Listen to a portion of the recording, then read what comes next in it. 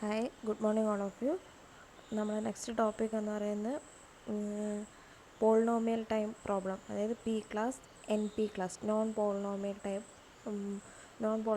Time പ്രോബ്ലമാണ്.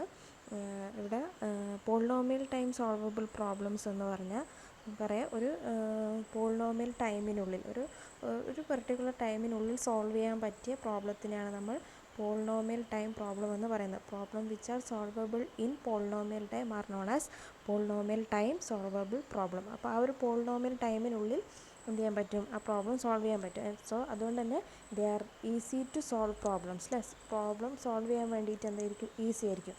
ഇനി ഈ ഒരു ഇങ്ങനെയുള്ള പ്രോബ്ലം എന്ന് പറഞ്ഞാൽ they are considered as tractable എന്ന് ഉദ്ദേശിക്കുന്നത് there are various reasons which support the notion of that types of problems are tractable. എന്തുകൊണ്ടാണ് ട്രാക്റ്റബിൾ ആവാൻ കാരണം, അല്ലെ എന്തുകൊണ്ടാണ് നമ്മൾ ഈ പോളിനോമിയൽ ടൈം പ്രോബ്ലംസ് ട്രാക്റ്റബിൾ ആണെന്ന് പറയുന്നത്, എന്തൊക്കെ റീസൺസാണെന്ന് വെച്ചാൽ മൂന്ന് പോയിൻറ്റ്സാണ് പറയുന്നത്. ഫസ്റ്റ് പറഞ്ഞാൽ, if we consider various computational model then the problem which is solvable in one. അതായത് നമ്മളൊരു പ്രോബ്ലം സോൾവ് ചെയ്യാൻ വേണ്ടിയിട്ട് വേരിയസ് കമ്പ്യൂട്ടേഷണൽ മോഡൽസ് കൺസിഡർ ചെയ്യുകയാണെങ്കിൽ, അപ്പോൾ ആ ഒരു പെർട്ടിക്കുലർ പ്രോബ്ലം നമ്മൾ കൺസിഡർ ചെയ്യുന്ന പ്രോബ്ലം ഒരു മോഡൽ യൂസ് ചെയ്തുകൊണ്ട് നമുക്ക് പോളിനോമിയൽ ടൈമിനുള്ളിൽ സോൾവ് ചെയ്യാൻ പറ്റുമെങ്കിൽ, ആ വേറൊരു അനദർ പ്രോബ്ലം വെച്ചുകൊണ്ട് നമുക്ക് എന്ത് ചെയ്യാൻ പറ്റും, ഒരു പോളിനോമിയൽ ടൈമിനുള്ളിൽ അത് സോൾവ് ചെയ്യാൻ പറ്റും. If we consider various computational model then the problem which is solvable in one model in polynomial, അല്ലേ, ഏതെങ്കിലും ഒരു മോഡലിൽ പോളിനോമിയൽ ടൈമിനുള്ളിൽ സോൾവ് ചെയ്യാൻ പറ്റുമെങ്കിൽ it's also solvable in another model in polynomial time. അതാണ് ഫസ്റ്റ് പോയിൻ്റ് ഉദ്ദേശിക്കുന്നത്. സെക്കൻഡ് പറഞ്ഞാൽ, ഒരു പ്രോബ്ലം സോൾവ് ചെയ്യുന്നത് order of n raised to k times ആണെങ്കിൽ, വേർ k എന്ന് പറയുന്നത് 100േക്കാളും ഗ്രേറ്റർ ആണ്, അതായത് order of n raised to 112 അല്ലെ 150 അല്ലെ അങ്ങനെ വരിക. അപ്പോൾ എന്താണ്, ലാർജർ എമൗണ്ട് ഓഫ് ടൈം അല്ലേ വരിക. അപ്പോൾ അങ്ങനെയുള്ള then this type of problem must be considered intractable. അപ്പോൾ അങ്ങനെ ഒരു ഹ്യൂജ് എമൗണ്ട് ഓഫ് ടൈം എടുത്തുകൊണ്ട് സോൾവ് ചെയ്യുന്നതാണെങ്കിൽ അങ്ങനെയുള്ള പ്രോബ്ലത്തിന് നമ്മൾ ഇൻട്രാക്റ്റബിൾ എന്നാണ് പറയാം.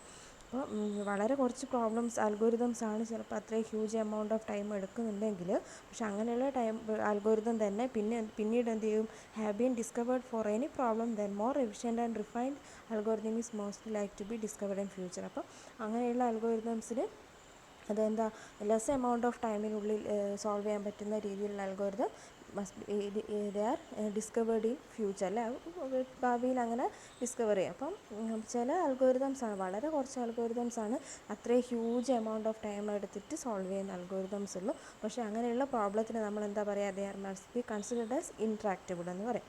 അതാണ് സെക്കൻഡ്. തേർഡ് പോയിൻ്റ് എന്ന് പറയുന്നത്, as the polynomial time problem supports the closure property.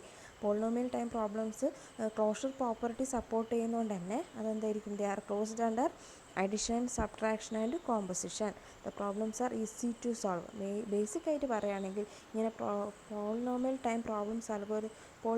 Time solvable problems ആണെങ്കിൽ അതെന്തായിരിക്കും, they are easy to solve ആയിരിക്കും.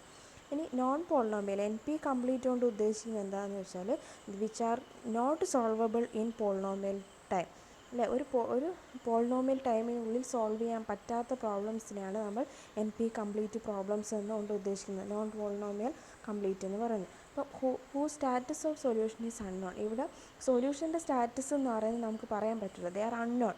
എന്താവും സൊല്യൂഷൻ എന്നുള്ളത് എന്തായിരിക്കും, അൺനോൺ ആണ്, പറയാൻ പറ്റില്ല. അപ്പോൾ അതുകൊണ്ട് തന്നെ പറയാം, NP complete problems are solvable in non polynomial, അല്ലേ, ഒരു പോളിനോമിയൽ ടൈമിനുള്ളിൽ സോൾവ് ചെയ്യാൻ പറ്റാത്തതുകൊണ്ട് നമുക്ക് പറയാം they are solvable in non polynomial time. അപ്പോൾ for NP complete problems no polynomial time algorithm has been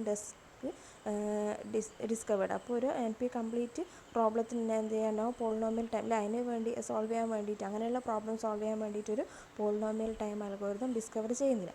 അപ്പോൾ ഈ പോളിനോമിയൽ അല്ലെ നോൺ പോളിനോമിയൽ തമ്മിൽ കുറച്ച് ഡിഫറൻസ് ഉണ്ട്, കുറച്ച് പ്രോബ്ലംസ് ഉണ്ട് അതിൽ വരുന്നതാണ് നിങ്ങൾ യൂളർ ടൂൾ തന്നിട്ടില്ല, യൂളർ ടൂൾ ടെക്നിക്ക് തന്നിട്ടുണ്ട്, ഹാമിൽട്ടോണിയൻ സർക്യൂട്ട്. അപ്പോൾ അത് നിങ്ങൾക്ക് സെമിനാർ എടുക്കുമ്പോൾ കുറച്ചും കൂടെ ക്ലിയർ ആവും. അപ്പോൾ സെമിനാറിൻ്റെ ടോപ്പിക് കിട്ടിയവർ അതിൽ ആ ഒരു കാര്യം കൂടി ഇൻക്ലൂഡ് ചെയ്യണം. വൈ ദിസ് യൂളർ സൈക്കിൾ അല്ലെ യൂളർ ടൂർ എന്ന് പറയുന്നതും, അല്ലെങ്കിൽ ഹാമിൽട്ടോണിയൻ സർക്യൂട്ട് എന്നൊക്കെ പറയുന്ന ഏത് ടൈപ്പാണ് വരിക, പോളിനോമിയലാണോ നോൺ പോളിനോമിയലാണോ, ഇനി എന്തുകൊണ്ടാണ് അത് നോൺ പോളിനോമിയൽ ആയത്, അല്ലെ NP കംപ്ലീറ്റ് പ്രോബ്ലം ആയത് എന്താണ്. അപ്പോൾ അത് അവരൊന്ന് ഡിസ്കസ് ചെയ്യുക, അത് അവർ പോയിൻ്റ് അതിൽ ഇൻക്ലൂഡ് ചെയ്യണം. അപ്പോൾ നിങ്ങൾക്ക് കുറച്ചും കൂടെ ക്ലിയർ ആവും. എന്നൊക്കെ വേരിയസ് ക്ലാസ്സസ് പറയുന്ന P polynomial class, N P class, N P complete class അങ്ങനെ വരും. ഇനി പി ക്ലാസ് നമ്മൾ ഓൾറെഡി പറഞ്ഞു, which are solvable in polynomial time അല്ലേ, പോളിനോമിയൽ ടൈമിനുള്ളിൽ സോൾവ് ചെയ്യുന്നതെന്ന് പറഞ്ഞു. ആൻഡ് ഇത് പോളിനോമിയൽ ടൈം എന്ന് ഉദ്ദേശിക്കുന്നത് ഇവിടെ വിൽ ബി എന്തായിരിക്കും, order of n raise to k ആയിരിക്കും. ഇവിടെ k എന്ന് പറയുന്നത് ഇനി നാച്ചുറൽ നമ്പർ ആവാം.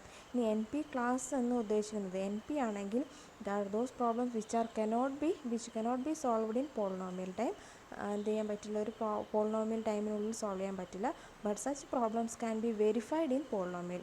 അപ്പോൾ എന്ത് ചെയ്യാൻ പറ്റും, അങ്ങനെയുള്ള പ്രോബ്ലംസ് ആണെങ്കിൽ എൻ പി കംപ്ലീറ്റ് പ്രോബ്ലംസ് ആണെങ്കിൽ അത് പോളിനോമിയൽ ടൈമിനുള്ളിൽ സോൾവ് ചെയ്യാൻ പറ്റിയില്ലെങ്കിലും അത് ഒരു പോളിനോമിയൽ ടൈമിനുള്ളിൽ അത് വെരിഫൈ ചെയ്യാൻ വേണ്ടി സാധിക്കും.